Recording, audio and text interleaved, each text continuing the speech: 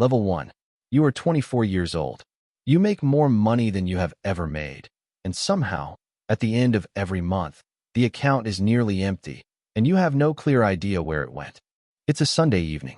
You are sitting at your kitchen table with your bank statement on your phone, scrolling through it trying to find the one big expense that explains why there is so little left.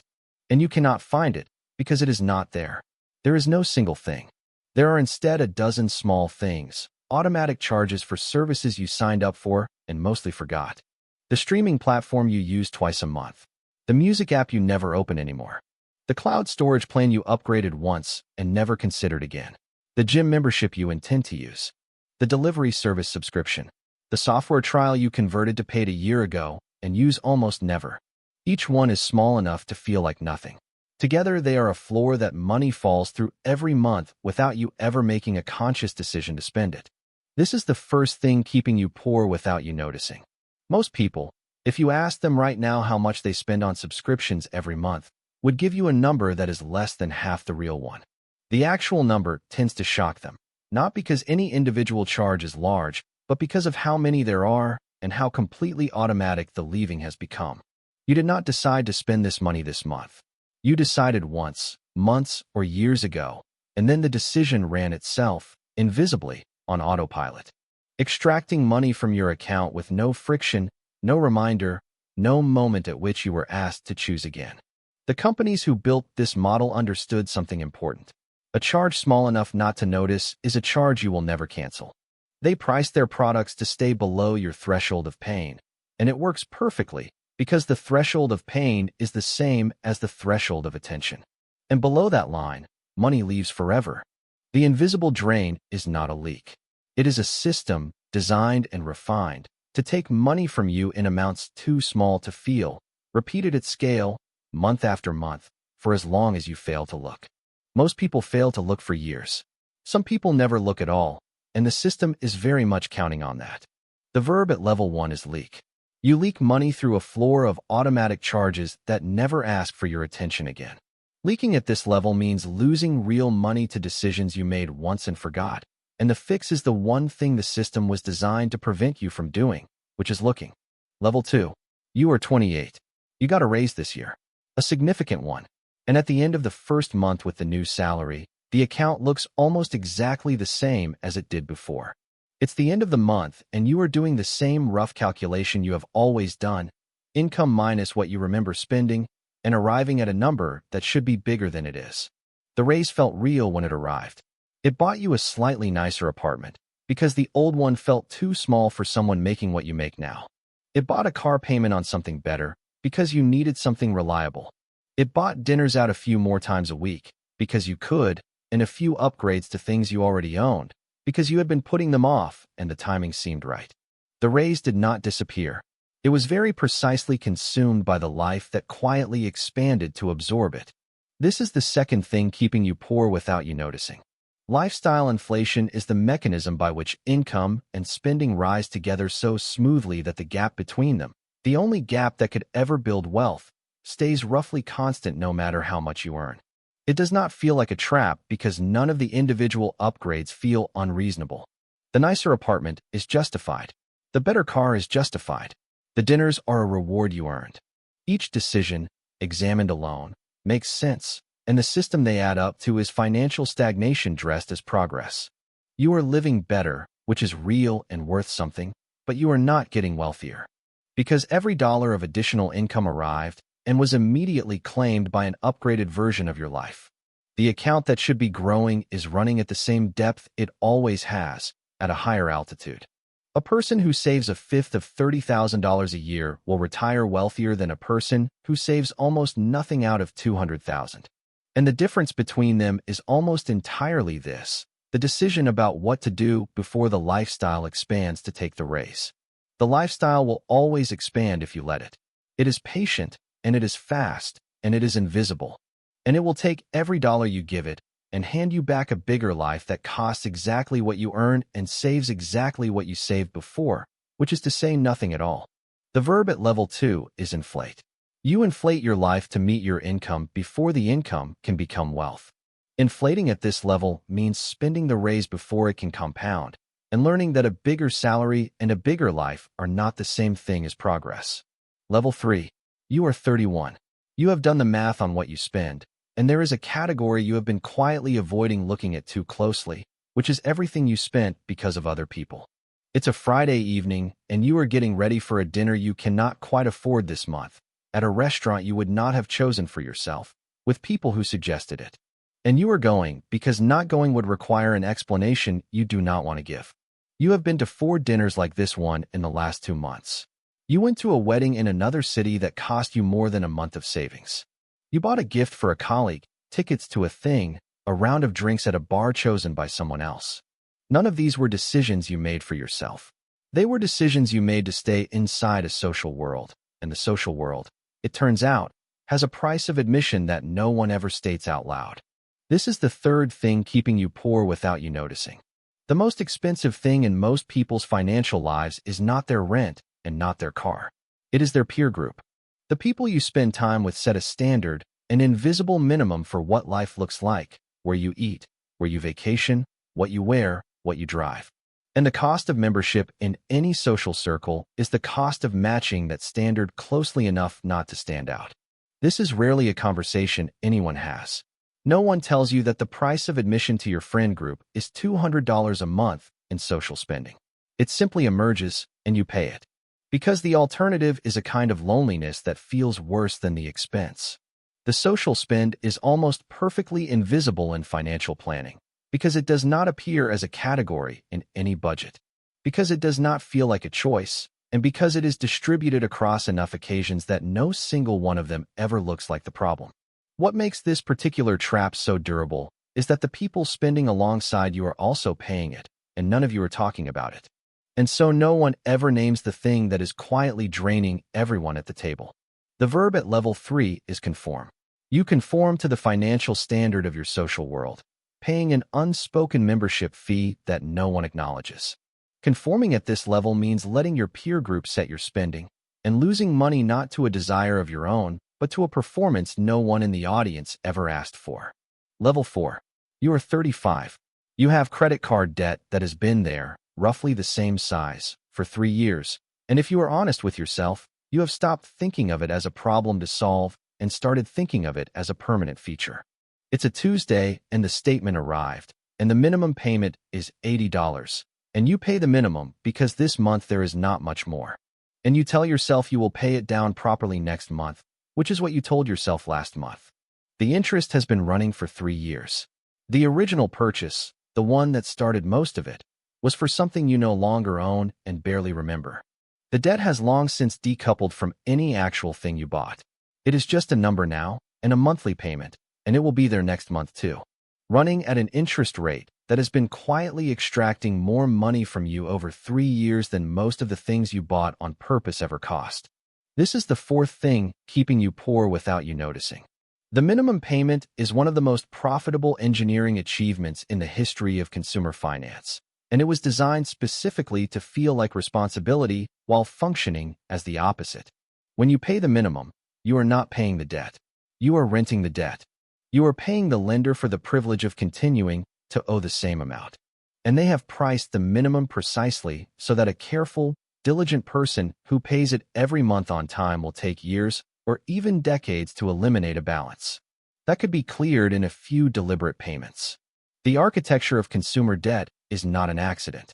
It was built to be comfortable enough to live with, cheap enough not to cause panic, and persistent enough to run for years, without the borrower ever quite understanding how much they have paid in total for things purchased long ago. The real cost of the debt is not the statement balance. It is the compound interest on every month you pay the minimum, plus the monthly drain that never ends, plus the investing those same dollars could have done if they had not been spoken for each month instead. A debt paid only at the minimum is not being managed. It is being fed, and it is growing, and the lender is very patiently waiting for you to keep feeding it. The verb at level 4 is carry. You carry the debt, paying to maintain the balance rather than eliminate it. Carrying at this level means mistaking the minimum payment for responsibility and missing that the architecture of the debt was built to run forever. Level 5. You are 38. You are efficient. You are organized. And you are losing money in a way that has nothing to do with what you spend and everything to do with what you trade. It's a Wednesday evening, and you drove 45 minutes to a store to buy something on sale, and you saved $30. And you spent an hour and a half of your time to save it, and you will do the same thing on Saturday because there is another sale. And you do not think of any of this as a cost because your time has never appeared as a line item anywhere in your life. But you make a real wage, and that wage divided into an hourly number means the hour and a half you spent saving $30 cost you more than $30. And you did not save anything. You traded a valuable hour for a less valuable saving, and you came home feeling efficient. This is the fifth thing keeping you poor without you noticing. Most people do not think of time as money in the concrete, practical sense, because money appears as a number and time does not. And things that appear as numbers are treated as real, while things that do not appear as numbers are treated as free. But your time is not free. It has a rate, calculable from what you earn. And every hour you spend on something that produces less than that rate is a trade you are losing. The 45-minute commute to save $30, the hour spent doing a task you could hire out for $20, the evening devoted to a money-saving strategy that saved less than your evening was worth. These are not neutral choices. They are exchanges, and every exchange has a math, and the math is often unflattering in a way no one ever stops to calculate. The people who build wealth are not more careful with money than the people who do not. They are more precise about which savings are worth their time and which ones are not. And they spend the difference doing things that return more per hour than the hour costs them. Being busy is not the same as being efficient, and the distinction is the whole game. A person who spends Saturday driving across town to save $30 and then wonders why they are not getting ahead is not failing at discipline. They are failing at math. The invisible math that no one taught them to run, that tracks time as a cost the same way every other cost is tracked. The verb at level 5 is trade. You trade time for savings that cost more than they return, losing money in the one currency that never comes back. Trading at this level means being busy without being efficient, and missing that every hour has a price whether or not it appears on a statement. Level 6. You are 42. You earn good money. And you have noticed that despite earning good money, you do not have much to show for it in the places that actually count, which is to say the accounts, the assets, the ownership, the net worth column. What you have instead is the appearance of doing well. It's a Saturday, and you are in a parking lot full of new cars, and your car is new too, and your clothes are right, and your phone is the latest. And you look, to anyone who sees you today, like someone who has made it. And the honest accounting of your actual financial life, the one you do not discuss with anyone, is that you are living paycheck to paycheck at an income level that should have made that impossible years ago. The money is real, but it flows outward faster than it flows in, because you have spent the last decade converting income into signals of wealth rather than wealth itself. And signals do not compound. This is the sixth thing keeping you poor without you noticing. There is a version of being broke that almost no one talks about, which is being broke at a high income, and it is more common than the people inside it would ever admit. The mechanism is simple and invisible. Wealth performed outward, the car, the clothes, the phone, the restaurant, the vacation, is wealth destroyed. Every dollar spent on appearing wealthy is a dollar that did not go into becoming wealthy, and the two things are not only different, but are frequently in direct competition. The tragedy is that the performance is aimed at other people who are also performing, who are also broke at high incomes. And none of you know that about each other because the performance, by design, obscures the truth. You are each watching a show that none of the actors can afford. The people who are actually building wealth are largely invisible because they are not performing it. Which means the mental model most people hold of what wealth looks like is a model of the performance, not the reality. And they spend their money chasing an image whose original subjects are also broke. There is a cruelty to this trap that the others do not quite have. The subscriptions are an oversight. The lifestyle inflation is a temptation. But the performance trap is sustained by other people. By a culture that rewards the signal and ignores the substance. By the fact that being seen to be doing well is socially valuable in a way that actually doing well, quietly and invisibly, simply is not. You are not being irrational. You are responding to real incentives aimed at the wrong outcome. And the system rewards you for it every time someone in the parking lot glances at your car and nods. The verb at level 6 is perform. You perform wealth outward instead of building it inward. Performing at this level means spending money to look like the destination while moving steadily away from it. Level 7. You are 46. The single biggest reason you have less money than you should is not your income, not your spending on any particular category, not your debt or your subscriptions or your social life. It is the architecture of the system you live inside, which was redesigned in the last 2 decades to make money leave without feeling like money is leaving. It's a Tuesday, and you bought 4 things today. You do not remember buying 3 of them. One was a tap on a card at a register that was over before it started. One was a single-click purchase on a phone while you were doing something else. One was an addition inside an app that asked you once and then charged forever. One was the right one, deliberate, considered, a thing you needed at a price you evaluated.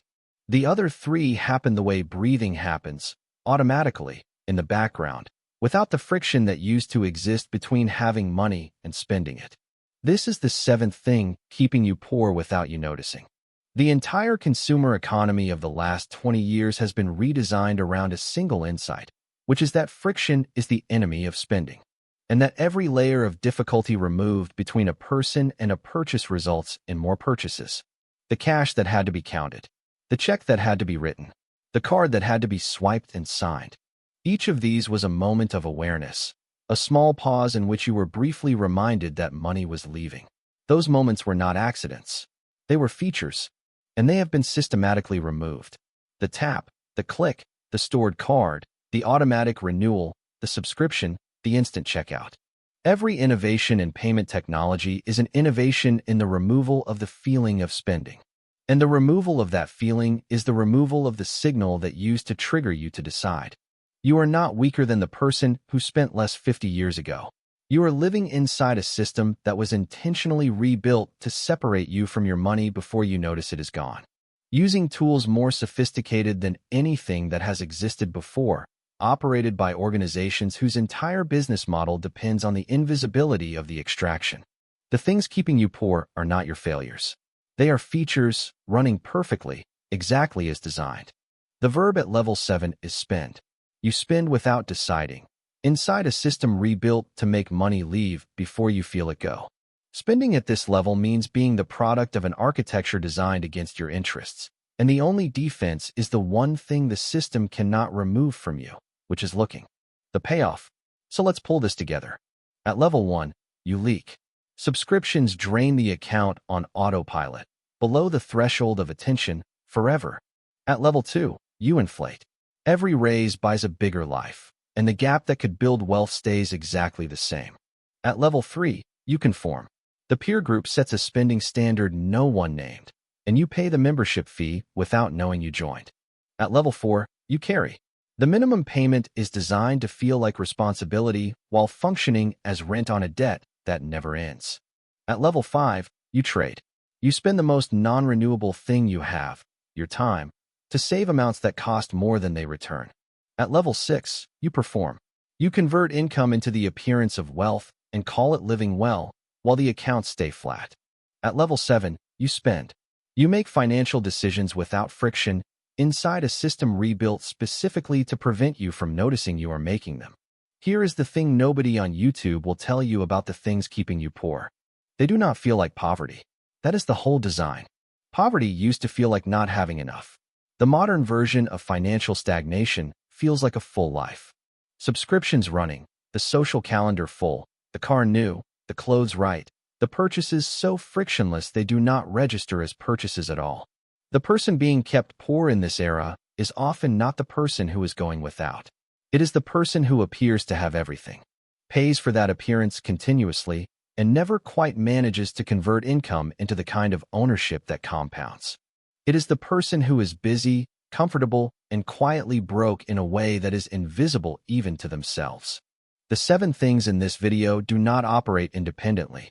They form a system, and they reinforce each other in a loop that is nearly perfectly sealed from the inside. The subscriptions run because you never look. You never look because you are performing, and looking would break the performance. The social spend rises with the lifestyle inflation. The debt carries because the friction of addressing it exceeds the pain of the minimum. The time gets traded because no one ever taught you to value it. And underneath all of it, the payment architecture becomes frictionless, making every other problem worse. These are not 7 separate mistakes. They are one machine, and it is running right now, in your life, whether or not you have named it until today. If you are watching this and you recognize yourself in any of these levels, do not be hard on yourself, because these mechanisms were built by some of the most sophisticated organizations on Earth. The fix is not discipline in the abstract. It is attention, specific and applied, aimed at the exact points where the money is leaving without being felt. Look at the subscriptions.